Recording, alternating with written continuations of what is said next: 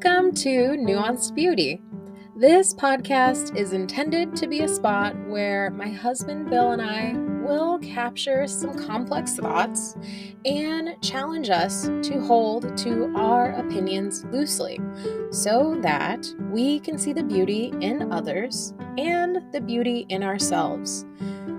I want to challenge us to dive deeper into those everyday topics and those sticky topics that we might shy away from, or we might bulldoze over others with our opinions. Because I think there's wisdom in this idea that if we all thought exactly the same, there would be no need for anyone else. So let's have a conversation and let's get nuanced.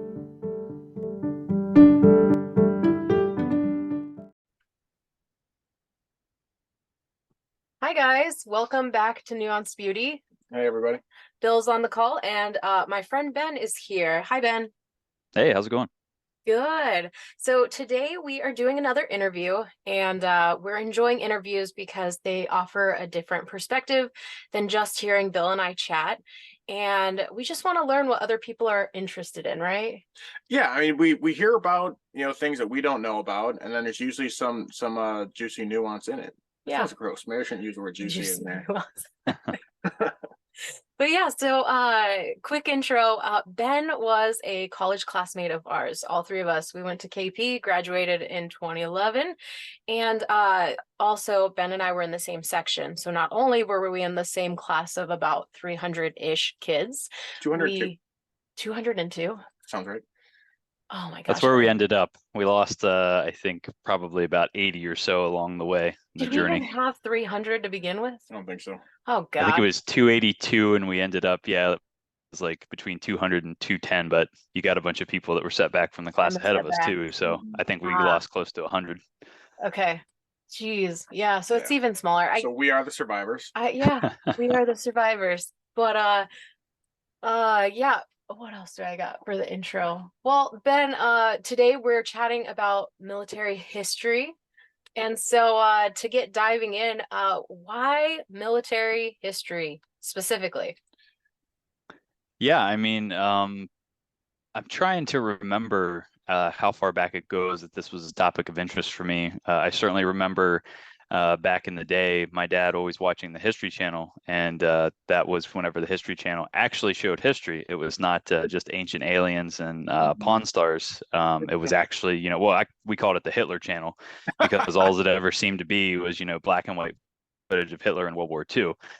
That was what was on there most of the time. And I don't think as a young kid that really interested me, but my dad watched it constantly. So I think as I got a bit older and, started having especially U.S. history classes in like middle school and high school, for some reason, it just interested me to learn about things that had happened in the past. And I guess, military operations, for whatever reason, were particularly interesting to me just because in a lot of instances, especially talking about the world wars, it just seemed like such, monumentous undertakings of, situations where, the world really seemed to be on the brink, and there was just this massive effort all around the world in order to try and accomplish something. And it was just really interesting to me. And then, I don't know about you guys. I really didn't have any, thoughts or expectations that I was going to go to a service academy for college or that I was going to be in the military. Yeah, same here. I think Bill really wanted. No, you didn't. I thought you wanted to go to the Navy. Well, I did because you didn't have to pay for it. Oh, okay. I couldn't afford to go to Yours college. was financially motivated. Mine was financially motivated. Yeah, I think so. We're all three on that one. I think my parents had a little bit of money saved for me, but it was pretty small. Might have covered a year at a regular school. Mine was certainly financial as well, and that was a big part of the reason for me. But in high school, I liked studying military history, but I didn't think it was something that would, that I would actually do myself, or that would become a career. But then learned about the Merchant Marine Academy. Learned that it was effectively free. You just had to pay it back in service, and so that seemed like a pretty good deal to me. And I'm not sure. Are you guys still in the reserves? No. When our eldest was born, we just kind of stopped showing up. Yeah, I mean, we made it to the the The obligation. requirement, the obligation, Yeah, and that then was- we tried to phase out, and and- I sent messages asking them to phase me out so their numbers would look better, and it took time. Yeah, we couldn't get out when we wanted to. Yeah. Interesting. Eventually, and this was April or so of 2021, they sent us the paperwork. Yes. Okay. Wow. After radio silence for a couple years, they finally gave us the Finally, go. it took 10 years. Well, we know the government does not move quickly, so. No. Exactly. But for all the threats that they were going to kick us out, you think they would have gotten to it Done faster. so faster, yeah. Yeah, and that's been a pretty big part of my life since college. I've done a couple of longer term assignments, being reservists in our group, our special little merchant marine group in the Navy. Most people don't tend to do a whole lot of time. You do, maybe 2 weeks of training a year just to keep everything where it needs to be and remember how to be in the Navy. Most folks are out sailing for their normal commercial jobs, but I've done a few longer term stints. I think like about a year and a half worth of active duty time at this point between a couple of different things. And, each time I'm a part of it, it just feels really cool to, be a part of an organization that large, doing so many things. And I've got my joint professional military education, which is what you're supposed to do whenever you're 03, 04 officer in the military. And I've got to take 2 more classes to get a master's degree from the Naval War College through the program, the distance program that they have. So I've most of that was basically history on multiple different military discipline topics that we studied in those. And the last of the 3 JPME classes that I took was called Strategy and War, which started from classical times all the way to the modern day, looking at Iraq and Afghanistan and analyzing the strategy that occurred, the mistakes and the successes and all those different conflicts. So it was really interesting. The stack of books, if you put them all on top of each other, was probably about 5 feet high.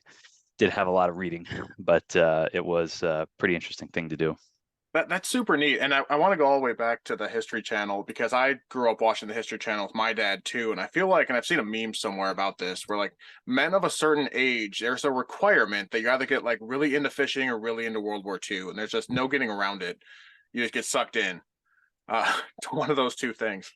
For me and my dad, we watched Modern Marvels on History Channel, though. That was the big thing. And that's that a bit got me into engineering, like seeing how all these things put together. But it's neat hearing you talk about the training you're doing. 'Cause one of the things I was curious about is studying military history. There's a level of like you're supposed to, but is this something that actually does affect your day to day? And it sounds a little bit like it does. Yeah. Sorry, ask that question again.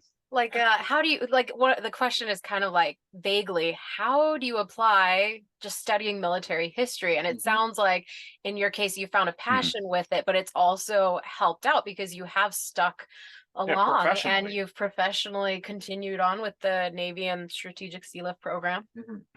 Yeah, certainly as far as the Navy goes, I have delusions that if anything were to ever happen, given the studies that I've done, the amount of things that I've done in the Strategic Sea Lift Officer program, and the fact that now I work as a supply chain consultant commercially, that hopefully I could be someone that would be able to be on a staff somewhere, actually doing some planning and being able to affect operations and strategy.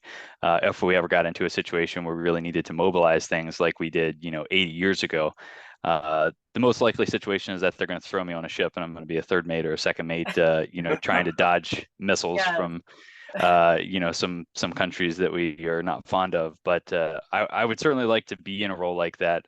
So I try to do as much as I can in the Navy to, learn as much as I can about operations and strategy and potentially position myself for that in the future. But I do think that it has helped as far as my applications within the things that I do on a commercial side.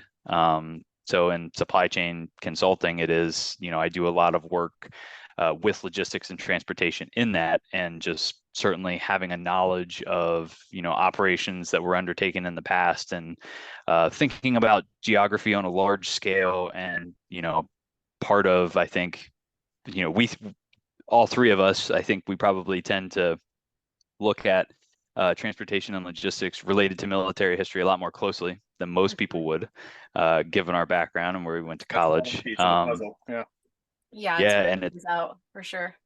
It's kind of that, linchpin of things that what's the quote? It was I think it was from Admiral King, or someone like that, who said, amateurs study strategy, experts study logistics. Yeah, I heard that. I don't know where it came from either, but yeah.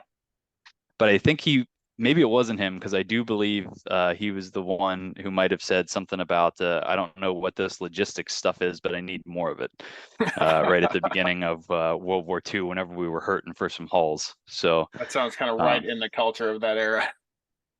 Yeah, and I think we're kind of getting back there. So hopefully we get some folks that feel that way, and make a ruckus now, and we can get some stuff going again. So one of the things you mentioned is just the span of what you're studying. You haven't kept it in narrow bands of study, and you're going away from classics to modern warfare. I when I kind of reached that age, I'm like, oh, I feel like I need to know about history now. I started in Revolutionary War. I read David McCullough's 1776 because there was no history prior to 1776, right? Right. And I don't know if you've read that, but it's dry as all get out. I didn't realize at the time that it was a companion piece to his John Adams biography. And all 1776 as a book is a incredibly detailed account of like 3 battles in the Revolutionary War. So that was a slog to get through. So I did a bunch of study there. And then recently I've been reading more about Roman history. Okay, I kind of have a feel for this conflict, this era. Let me read this. So I was listening to a podcast called The History of Rome. And he mentioned in just the episode I was listening this morning, they're talking about the First Gallic War, and how what stood out about that war was the use of propaganda by Julius Caesar. And we know so much about that particular conflict because of his particular writings. And going through history, I'm sure you'll agree, it's so much from people's letters and personal correspondences, and historians are piecing that together. And that's much different from more modern warfare, where there's just so much more data. And so easily captured. Yeah. And how do you think our perception of war has changed? And how do you think, a future generation is going to look at our current wars, considering how we look at our previous wars? Yeah, I think it's probably like anything else that's occurring these days. Just, the fact that everyone has a high definition camera in their pocket that they can use at any time to capture anything. Sasquatch. It's going to happen. It's going to happen. The UAP and UFO sightings are increasing. We're getting more information on those. It's all going to happen. It's going to come out. But no, I think it's certainly been accelerated within the last 20 years with people being able to record and put stuff out on social media, and really which I think is good to put the unfiltered information out there. The saying is something like, the victors are the ones that write the history books. So, for the longest time, it was whatever the side that won wanted to say about it. In some instances, they either subjugated or completely eliminated the other side. So they weren't there to tell the story, or that story was suppressed. So, yeah, I think the further back you go, the more questionable the history and the truth of things actually is. And that's part of the reason why I'm not particularly interested in classical warfare study so much. I find, it's Greek mythology and Roman mythology was never something that really interested me a whole lot. Kind of seemed like, just a bunch of, high-minded type stuff. And I worry that that's similar with the some of the military stuff. And that's why I appreciate the more modern stuff a bit more. But I think there's been, really, in my opinion, it really started with Vietnam. Whenever, like they've said, it was really the first war for the United States where people were seeing it every night on the news. That certainly wasn't the War II, you had to go to the movies. They would show propaganda reels, the things that made us look awesome. Not that we were really, terrible or anything, but, to pump up the home crowd and get everyone to buy war Suck it to bonds. And then Hitler. absolutely great little, Disney was involved in all that. And then Korea's the forgotten war. People didn't seem to necessarily pay that much attention to what was going on there. But with Vietnam brought into everyone's living rooms and, the draft being instated for that and everything, I think that was where people really started to pay a lot more attention and be much more critical, at least in the United States, of war and, what we were doing. And I think that's continued. And it's pretty interesting to think back 20 years ago. We're at the 20-year mark now on the start of the second Gulf War with Iraq. Yeah. And there wasn't a whole lot of dissent to that 20 years ago. Yeah.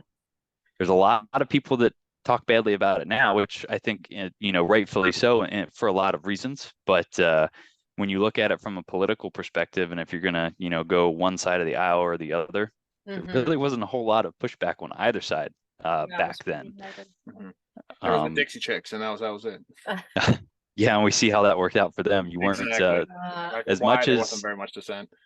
As much as people, really don't care for, at least prior to 2016, they really didn't care for George Bush. Now they seem to like him a little bit more.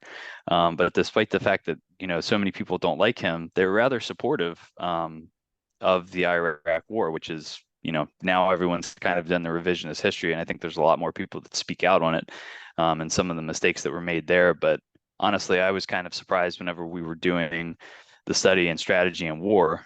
Most of my classmates were active duty Navy folks. And a lot of them were a lot more hawkish on it than I thought they would be. And also talking about the first Gulf War being much more, I would say, behind Saudi Arabia, who I think makes a lot of questionable decisions in a lot of things, morally, at least from a Western perspective. And I was just surprised how many folks in my class just kind of seemed to buy the narrative and weren't really questioning things that much. Did you find yourself engaging in that debate in those settings? Yeah, absolutely. And, I wasn't, I didn't really mind that they didn't agree with me. It was kind of whenever we were talking about the first Gulf War and some of the things we did for Saudi Arabia, and there was a whole situation with Israel and how things were going to work there. I was bringing up about, modern times and how that relationship has continued. I think in my opinion, it's somewhat fair to say that the kingdom wouldn't exist the way that it does if it didn't have what is effectively a guaranteed security backing from the United States military. And basically an argument from one of my classmates there was, well, what's the alternative? You let, Iran take over everything and, then we have no control of the situation. And I was probably a lot more hawkish and kind of would just take whatever the government line was, when I was younger. But at this point, I think I'm a little more reflective on things and a little more willing to accept that maybe we don't always have the right answer. And my answer to that was, yeah, sure. Let them sort it out. That's their part of the world. And, if things get really bad, maybe something would have to happen, but I don't know that it's necessarily our job to, police everything. Yeah. Did you read Lawrence in Arabia? I have never read it. It's dry, but it goes deep into World War I history and how a lot of those lines were drawn and how it informs the current conflicts there. It's really well done. I want to give a plug in that vein. I had a hard time falling asleep last night, so I decided to read a chapter for anyone that enjoys World War II but doesn't want something quite as dry. There are two excellent books by the author of the K Mutiny. K Mutiny is an excellent book in its own right. Excellent. Herman Wouk. So he also wrote the one's like 900 pages and the second one's like 1,200 pages. They're pretty long, but it's historical fiction on World War II that follows Navy family throughout the war. And from all the research and study that I've done, there aren't a whole lot of areas where he gets things wrong. I think he did a lot of research when he wrote the book. And so the first book is called The Winds of War, and the second book is called War and Remembrance. And the first book is from about, I think, 1938 up until Pearl Harbor. So it's really all the stuff that happened before us getting into the war. And I actually, for whatever reason, I kind of find that period of time really fascinating, to see what was happening in the world that led us, to that fateful moment in time. Even more so than reading the second book, which does have, all the really interesting things with the battles going on and this and that. But I always find myself being really interested in that period from the mid to late 30s and the early 40s before the war actually started. Yeah, interesting. I feel like that is kind of a forgotten period of time. When we kind of go through history in high school, we just kind of go World War One and then World War Two, and then we go to the next one. Yeah, we skip right over. Skip that. Oh yeah, there's a Weimar Republic somewhere in there, and then anyway, World War Two happens. That's if you even remember. Myanmar. Oh my gosh. You were kind of chatting about like having some different perspectives with classmates, and I'm wondering if you noticed that with like professors. Did you have moments that stood out to you that were like maybe even jarring based on like the professor's take, or like kind of being able to see what their perspective or priority or slant was, versus maybe having learned independent or reading different books, having a different take than theirs? How many well actuallys were you throwing out? Yeah, there you go. Well, actuallys, or while I was stooping over. Yeah, it's a good question. I think any of those that would have happened probably would have been in that last course, Strategy and War, because that was one where, like I said, the reading was significant, and then basically we would talk about, whichever particular conflict we were covering. And it was in that you get a lot of difference of opinions, because the other course was kind of around the other two courses. One was an operations course, which was pretty dry. And then the other one was effectively foreign policy for the military, which was really interesting. But I guess there were some disagreements there too, within the class. But as far as, with professors, I don't really recall a whole lot of that happening. Because I'm thinking, before, whenever we said we were going to do this talk together, I was thinking, one of the things where, in my opinion, I can tell if someone has really studied World War II in the Pacific, in my opinion, is if they hold Douglas MacArthur to be in high regard. They're probably not that well read on it. Maybe they have some kind of weird bias that they just really like MacArthur, but in my opinion, he was not really a great guy. I think he did a lot of things just because of his ego and his hubris that didn't need to be done, got people killed that didn't need to happen. But I think, in that last course that I was in, I think the professor pretty much agreed with that. Most folks in that class also kind of felt that. I think we were probably a little bit biased because, in the Pacific Theater in World War II, it ended up being, the two-pronged approach. But it was, in my opinion, that happened because MacArthur was such a bully that he and FDR was so scared to lose him, because MacArthur had public opinion on his side with all the things that he did, that he effectively, had two commanders in the Pacific between Nimitz and MacArthur in order to undertake that strategy. Whether or not, the Navy could have been at the forefront and gone to Formosa, Taiwan, and gotten things done the way they wanted, we'll never know. But I do think that probably would have been better than spending all that time in the Philippines. We were able to effectively cut off so many other, islands. Philippines is obviously a lot bigger, but at that point in the war, we decimated Japanese shipping.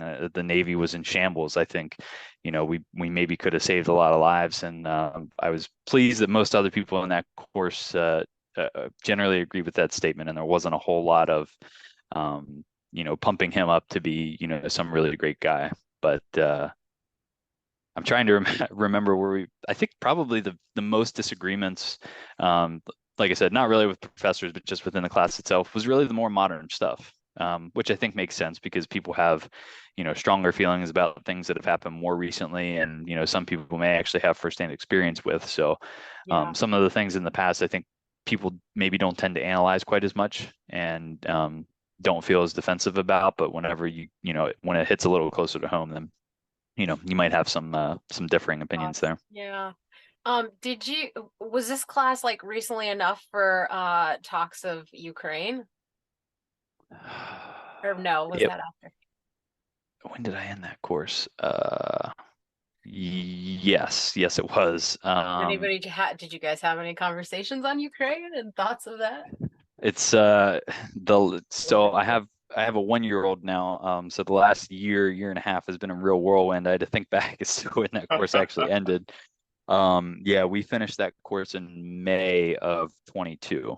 So the invasion had happened. And it was funny because whenever we came into class, because it was once a week, that we were in person for about 3 or 4 hours in the evening. And that first class after the invasion happened, he said, we might talk about it. He said, we have a lesson to get through. If we get through everything, then we can talk about it at the end. Yeah, there's a syllabus that I got to get through. And exactly. I wrote it before that happened. So we got to see if it'll fit. Yeah. I can't just change it because it's all approved by the dean. Well, with that, have you given it much thought? What are your thoughts on the invasion and such? Yeah, I mean, this is a space where certainly we can find lots of people with lots of different opinions. It's all, things are changing every day. I've had a lot of conversations with a lot of people about it, and my first thought whenever this happened, when the invasion first happened, and everyone was kind of trying to see immediately where things were going to go, what might happen, how we may or may not be involved. Not that we would have any right to be, given, non-treaties and things like that, but that was certainly in the air. And, as someone who's still in the military and, could be affected by this, my thought was, I don't like this. I don't think that this should have happened. I think the state system that we have throughout the world is pretty good. It's got its issues, but I think we're in a pretty good spot relative to most of history. It would be nice if we could keep that peace, if we could keep borders, generally where they are.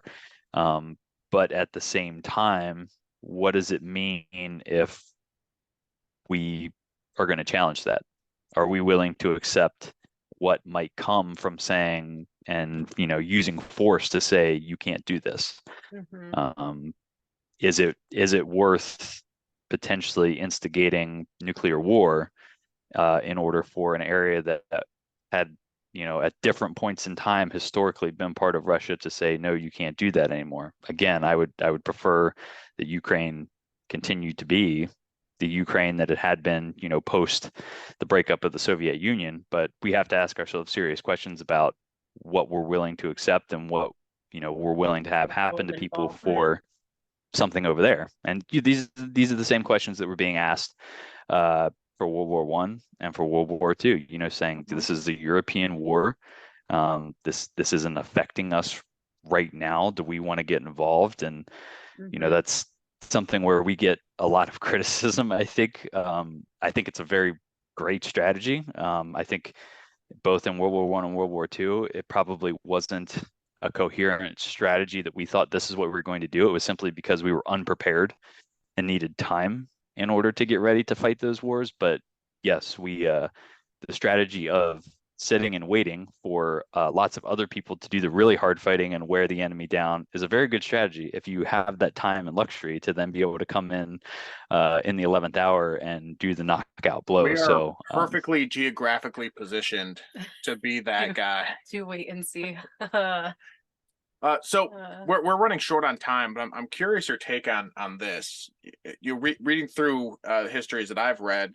The reasons for war were a little bit different than I feel like there are now, and the reasons for the individual to sign on to go to war were different. There were these honor cultures. You went to war for glory and honor, because wars were regional. Like it was local to you. Like the border's right over there, And if we lose that border, I lose that farmland, and it's actually going to affect my bottom line. I feel like in a modern age, in a post ICBM age, war is an abstraction, a thing that happens somewhere else. And also, I feel like we've lost this kind of honor culture around around the military service. Yeah. So what is, and do you think that's true? First off, that we've kind of lost that sense of honor and glory with regards to the military. Yeah. No. And what is this kind of change in the culture of warfare? What does that mean for the future of us being militarily ready, having people signing up? As the United States, you mean? Yeah, as the United States. Yeah, I think, like I said, especially with Iraq and Afghanistan, there's been people have gone back on the way that they viewed things 20 years ago. There's been introspection on that. I don't know how much, Gen Z, the generation behind us, the ones that are a bit younger than we are, how much they're necessarily studying these things, but I don't think, and rightfully so, I don't think they have, a very good view of those two wars. I certainly remember, how people felt, and it was, it was our Pearl Harbor, when 9/11 happened. That was, a connection that was made. And there were a lot of people that felt very patriotic. A lot of people signed up. I had family members and family friends that fought in the conflict, and they, felt a sense of duty and honor to, strike back for what had been done to us. And I think a lot of people feel like, they were sold a bill of goods that wasn't actually what it was. I don't think the government or the intelligence agencies really understood the dynamics of the Middle East. And I don't know, they didn't study military history. We had people there who did not look at the past. I mean, all you have to do is, they had a case study from 10 years before with the Soviets in Afghanistan. They had it about 100 years before or so, 150 years with the British in Afghanistan. This is not a place you want to go. This is not a place that you fight a war. This is where empires go to die. You should stay out of there. And they didn't heed that. But then even worse, Iraq and WMDs, and well, nothing ever seemed to materialize with that. That got layered on there too. And these people that, joined with a sense of honor and duty because of what had happened now find themselves, getting blown up on the roadside in Iraq for a reason that they don't even know why. No one ever really said, or the truth, there was no there as far as WMDs. So I think that probably affects the way people look at things now and think about the military. And it is a strategic issue because I think it's a government slash, maybe some people with some stars made some bad decisions or weren't, looking at things the way they should have been. And I think that affects our readiness now, because people more so than ever question whether or not the proper decisions are being made, and if they're being made for the right reasons. Right. And of course, we see that across the board, not just in military decisions to serve, but in just the trust of an authority, an established and we have government. We have two sons, and we're sitting here making this decision, and do we influence them to join or not? And 10 years ago, I would have said, of course. Yeah. And now it's not as clear of an answer, I don't think. I think it's a fact that trust in institutions in the United States has been eroding since Watergate, since Vietnam and Watergate. And I feel that it's, getting worse at this point. There's very little trust, and something needs to happen so that people feel confident in those that are representing us. And that includes, people in the higher ranks of the military that are making these decisions. And, we just need to make sure that we're doing the right thing for us as a whole, and not, always have these myopic lenses as how they view things. Yeah, on a level of the transparency aspect, just because information can flow so quickly. That's definitely a challenge.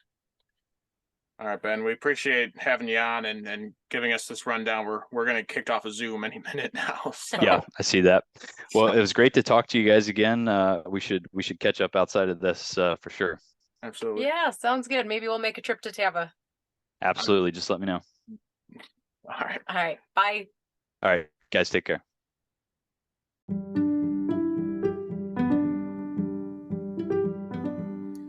right, guys, thanks for tuning in to today's interview. I'm sure you love hearing Bill and I chat about various topics, but truly, in the heart of nuance, it is wonderful to bring on a guest and have a conversation. So I hope you enjoyed, and until next time.